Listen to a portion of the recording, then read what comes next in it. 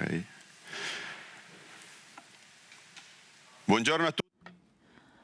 Good morning, everyone. Welcome to the 25th edition of Pambianco Fashion Summit.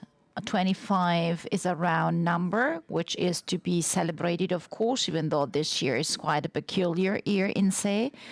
It is quite tough for all of us. I believe that today's event, however, can be somehow helpful for the hundreds of companies and thousands of people working in this sector to gain insights and indications on the title of the event, that is the management of uncertainty in the fashion industry.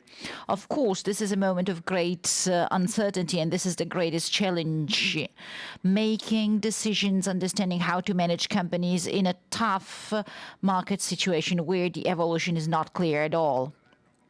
Works will, as usual, take the whole morning. This morning we are not having anyone with us attending at Palazzo Mezzanotte. The audience is following us from tablets, computers, smartphones on all our social platforms, YouTube, LinkedIn, Facebook, and Instagram as well. So let's start. And I leave the floor to our guest, Raffaele Jerusalmi, the CEO of Borsa Italiana. He is not here. Okay, I see him. There he is. Raffaele, the floor to you. You have just changed your master, if we actually can say so. Well, David, thank you. Welcome, everybody. I'm sorry I'm not there attending with all of you as it was in the 24 previous editions. But as you were saying, this is a quite special year. Yes, we are undergoing change. As a matter of fact, we haven't changed yet. So at the moment, we are still part of the London Stock Exchange Group. But as you read in the newspapers, the sale process is underway. Still some formal steps are to be completed, and these will lead to a change in the control group.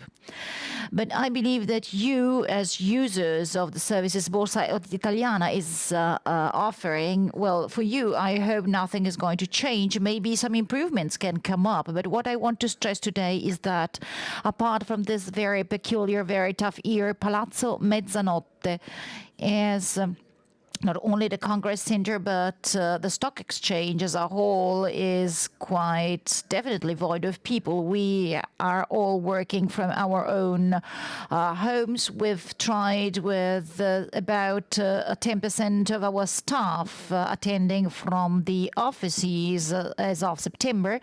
But as you well know, new restrictions have been imposed, and so we are actually all working from remote at home.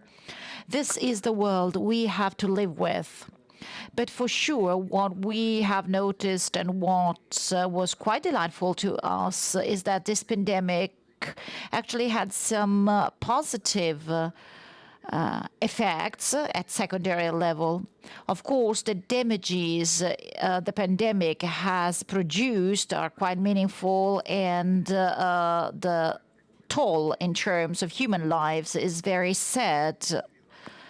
But positive aspects have to be underlined. More attention to the environment, an environment that thanks to lower pollution has changed radically. All the ESG issues that have come up even more strongly.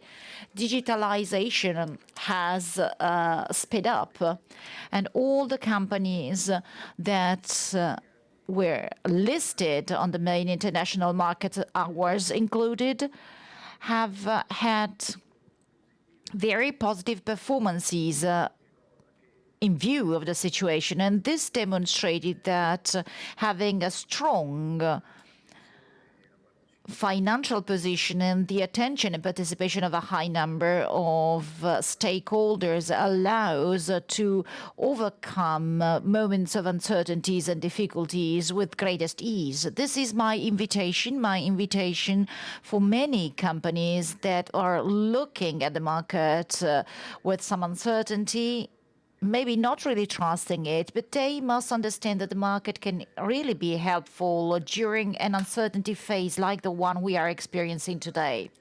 Of course, also the fashion sector, lifestyle in general, has been strongly impacted and affected by this pandemic. For sure, there's been a collapse in tourism. Travels and mobility have been greatly affected, and most of the stores where your products are sold are now void. But the greatest skill for the sector was to be able to quickly find recovery ways and solutions, some of them even quite innovative, to try and deal with this emergency. As a whole, the results, from what I could actually see and read in the figures, and as we will better see through today, thanks to the presentations and the interviews that we are having, particularly the one by PwC, which is quite a pillar in this event, we will have the possibility to better understand these dynamics. In this moment of uncertainty and difficulties, there are some geographical areas that are performing better. They have almost solved the problem, like Australia, New Zealand, or China, Japan. So some areas in Asia are for sure already on the solving path for this problem, and so their life is back to ordinary life. But as far as we are concerned, we need to wait, be patient, because I believe that this situation is not going to dramatically change before next summer or late spring.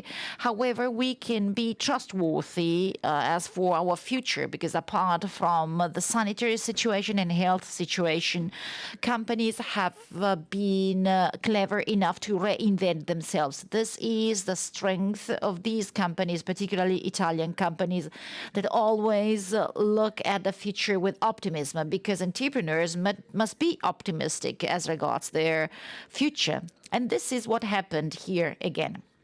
I think in the next months, we will get more into the details of understanding what some of the initiatives that the companies in the different sectors have implemented to mitigate these negative elements.